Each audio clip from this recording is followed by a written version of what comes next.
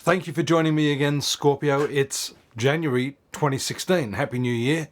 And this is the overview for the coming 12 months for the sign of Scorpio. I'm Dadhichi from astrology.com.au, looking at your horoscope and the list of transits here on my screen next to me. So if I'm turning away from the screen a little bit, it's not because I'm avoiding you. I've got a few transits there that I want to talk about. There's an interesting one with Jupiter in the 11th house, which is usually considered a very, very favourable transit. That's approximately a 12-month transit, which indicates, according to astrologers, a really, really good period for friendships and, expanding your social networks and that sort of thing. However, I must say that with this simultaneous transit of Saturn in your second house of finance, that's the monetary side of things, there is what we call a full square aspect, very challenging aspect from this planet, to the 11th house, which means, in fact, and I will depart from the traditional view that friendships have been strong and idealistic in this period, and say that Saturn has actually created Jupiter's created the opportunity for friends, but I think Saturn will have quickly dismissed many of those. And you will be going through a period, especially with your karmic planet there, the North Node, moving through your 11th house as well. You will note that this is particularly a difficult period for friendships. Issues of trust will arise. You will realise that friendship is more than just some sort of convention or, long-term historic, socially accepted thing or a habit. And you will now be, I suppose, going through the process of attrition, like a lot of Scorpios, in identifying who of those people are worthwhile as friends and who aren't. And actually, some of you may start to feel as you can count your friends on one finger. It's not an easy cycle. And of course, we have Venus, the planet ruling your 7th house, quickly coming to the conjunction of that Saturn in the 2nd house.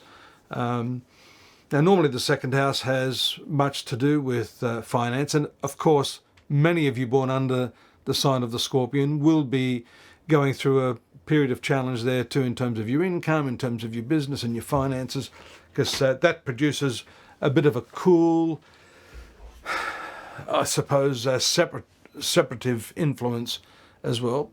Saturn is considered a separative planet, and yes, it has its influences on your finances. That particular transit, if I look here correctly, is going to perfect on the 9th of January. So leading up, that first week is going to be a pretty powerful conjunction, what we call the ruler of the 7th house, your marital planet, and the ruler of the 3rd and the 4th house. So, the 4th house has to do with your peace of mind, your happiness.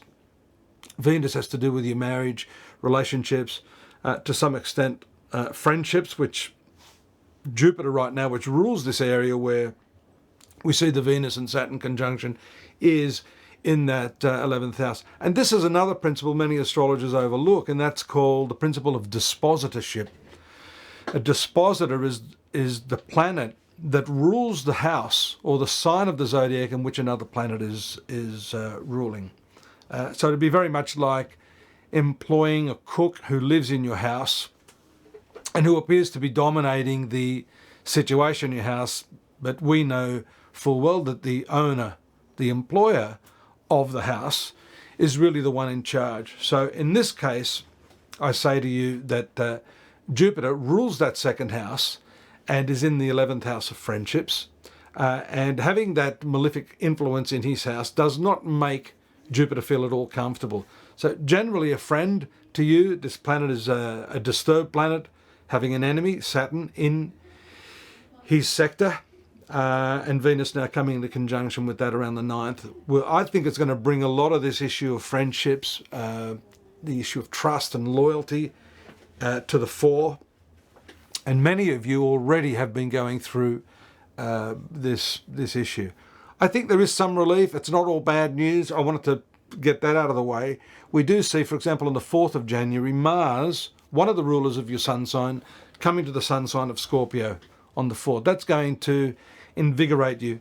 I did say in the last month or two that the transit of Mars in your 12th house was not a particularly good placement. The 12th house really lessens your energy, your dynamism, your confidence, and your ambitious drive. But that is about to change. I think what you'll see, Scorpio, is a renewed energy, vim and vigour to go forward like you usually do with your signature determination. And notwithstanding these issues surrounding friendships and issues surrounding your work and your finances, I think you're going to at least find that space within yourself that brings back confidence. Not necessarily in friends, not necessarily even in the work or the sort of financial situation, but that, after all, when you think about it, is not the source of your happiness or your peace of mind. Self-understanding and just a general confidence in yourself, that self-esteem is really, really what counts. With that comes the physical drive. If you've also been feeling unwell or not full of physical energy, that can be renewed. There is a new moon taking place. That will take place in the 3rd house of your horoscope, which is the house of communications. It will join the Sun, Pluto, and Mercury, who's there right at the outset of the month, who will transit out of that on the 2nd of January into your 4th house of family and domestic circumstances, will retrograde back out of that on the 6th of January and then pass back into this 3rd house of communication. So the new moon, coupled with this retrogression of Mercury, I think is also a very strong testimony that the way you're dealing with people is very much changing. Now, Scorpio is not traditionally a sign that is scared to speak its mind, but I think, if I'm not misreading this, that in the last year or two, you've been making a lot of concessions to others. You've been extending your trust, this aspect of loyalty, extending loyalty and favours to others based upon, the expectation that people are essentially good. Well, I think that is changing in this 3rd house, which is, by the way, the house of courage and determination. It's what we also consider a house of desire. But primarily, especially with Mercury transiting back in and out of this place, that your communication style is going to change. We see Pluto there, and there is another important couple of transits there that are taking place. We see the transit of Mercury to Pluto later in the month on the 22nd, and on the 24th, in your 10th house of career itself, a full moon. And that's going to pick things up as far as the profession, which I've been talking about, perhaps falling behind a little bit. But predominantly this area of communication is going to intensify, and I think you're not going to take any prisoners. Whereas you've been cutting people a lot of slack in the last year or so, I think one of your resolves for 2016 will be, I'm not taking any bullshit anymore from anyone. And I think that is a very timely attitude to take if you've been in a difficult situation, either with family members, with friends, co-workers, or employees, people that are working for you. That whole gamut of interrelationship is going to change by virtue of the fact of the change in your attitude and the way that you communicate to other people. So that's good. That's absolutely fantastic. And I think that in itself is going to give you the strength and the resolve to overcome a lot of the problems. Because essentially, if you have a problem in work, if you have a problem in the domestic situation, it all comes back down to communication.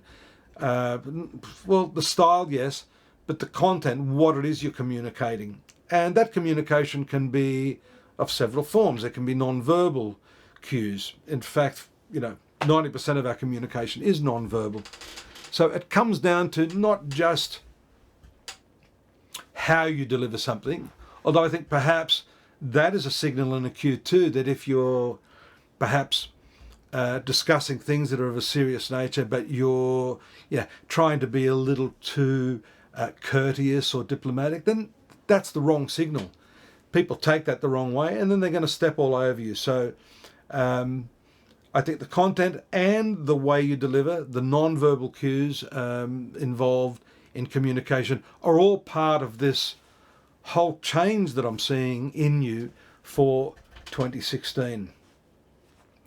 Another aspect that people are not aware of is that the 5th house of the horoscope, and right now for you, the South Node, the planet which was your past karma, and Neptune, the spiritual planet, this sector doesn't only rule creativity as such, it really is the spiritual mind, along with the 9th house, which is the other trinal house, the sign of Cancer for you. Cancer and Pisces are two very, very important spiritual houses.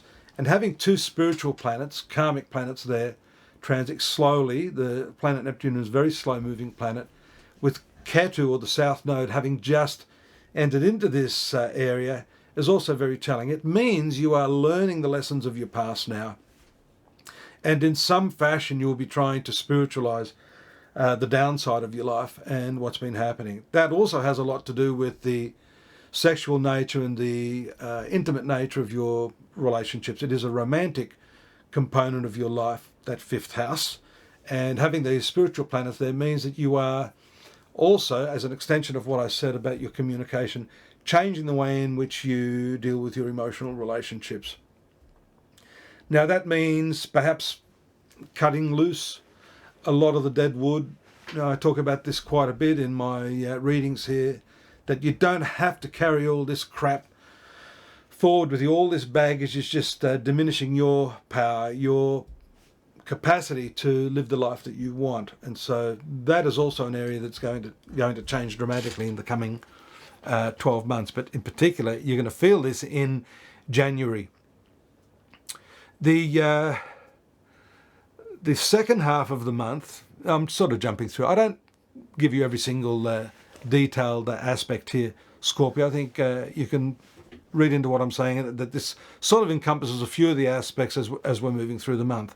But the 7th house, that's the marital house, which is ruled by Venus, moves into a very interesting trine aspect on January 13th.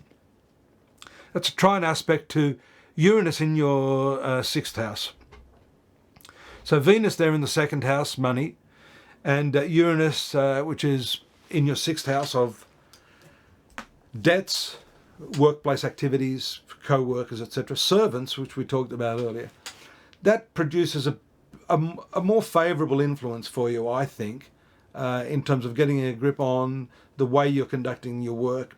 Again, another extension of your communication. Every aspect of your life right now is sort of hinging on this 3rd house. But these are just extensions and show us when the dates are likely that there can be an improvement in this sort of thing. And yes, that period, the middle of the month, when Venus suddenly, because Uranus is a very sudden, unexpected sort of planet, can bring favourable results to you. You might also find some opportunities coming through your business partner or your spouse or long-term romantic partner, as Venus rules that area.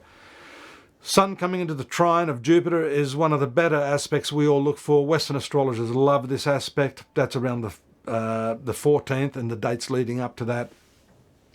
That is a wonderful opportunistic aspect. It takes place from the 3rd house, that's that communication house, to the 11th house. Friends, countrymen, Romans, lend me your ears. I don't know why I said that. It's actually got to do with your friends, yes. But it also has to do with siblings. So if you've had any problems there with brothers or sisters, neighbours, to some extent, 3rd house is neighbours as well, then you can expect some sort of patching up to take place there, and the way forward is also seen under these sorts of transits. Your ruling planet Mars, it is a very nice aspect as well on the 18th to Neptune. Neptune's your 5th ruler, as I said. This is also bringing together all of the pieces of the jigsaw to bring harmony of mind, harmony of action, harmony of word and spirit. You need that. You can't have dissonance in that area of your life. And these trine aspects are like the cogs the wheels just starting to fit properly so that the machine can start to work again. I talked about that 10th house full moon taking place in your career sector later in the month. I like that. It is an important transit because the 9th ruler, the moon, is your past karma ruler and also the luck planet for you. Operating there in the 10th house brings with it some very, very favourable influences. And I'm going to say to you that if you've had any setbacks in your work or profession, disappointments, obstacles, challenges, blah, blah, blah, blah, blah, you know what I mean, then this is the time to move forward and some good things can start to happen for you at that time. Venus moves to the 3rd house. That's that communication house that I keep harping on. That occurs on the 24th, just prior to the full moon, actually on the date, the 24th. And the 26th is the direct movement, the forward movement of Mercury again. So a lot happening in that last week of the month. If you've been held back and you're like the proverbial pit bull on the leash, well, we can let the leash go and you can go for it, Scorpio, because after that, I think you start to see things moving forward for you in the new year. The conjunction of Mercury to Pluto is very, very intense. You can have your word. You can come out a winner against your opponents. Mercury, again, rules your 11th house, and Pluto is the predominant ruler of Scorpio. So that's also a time when you can really bring the powers of your focus, your attention, your willpower, and your desire onto the matter at hand. Venus sextiles Neptune on the 31st. And that's also another lovely favourable aspect relating to the issues of relationships and spirituality. You can find harmony there at the end of the month with this particular aspect. I'd like to think you'd join me at the site, astrology.com.au, for the textual version of all of this. I've just uploaded all the yearly horoscopes as well, so there's 12 months, every aspect of your life, and that will maybe help you make heads or tails of where this particular month fits in as the commencement of 2016. Look forward to your company next month as well. Take care. Good luck. Bye-bye for now.